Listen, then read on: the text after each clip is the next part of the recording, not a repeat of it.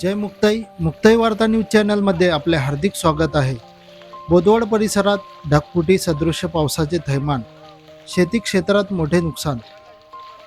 बोदवड परिसरात ढगफुटी सदृश्य पाऊस पडल्याने शेतकऱ्यांचे हातातोंडाशी आलेला घास, उत्पादनयुक्त शेतीमाल आणि शेती क्षेत्राचे मोठ्या प्रमाणात नुकसान झाले.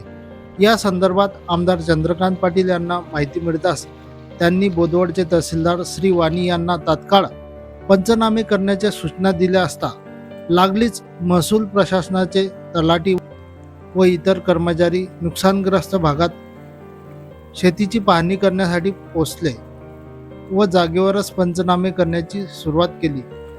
त्यावेळी शिवसेना उपजिल्हा संघटक शांताराम कोळी, अल्पसंख्याक सेनेचे कलीम शेख व सर्व शिवसैनिक यांच्यासह धनराज पाटील, विनोद काळे, राजेंद्र बळगुजर, गजानन पाटील, राजू पाटील, बाळू वेरुळकर, नाना पाटील असे मोठ्या प्रमाणात शेतकरी बांधव उपस्थित होते.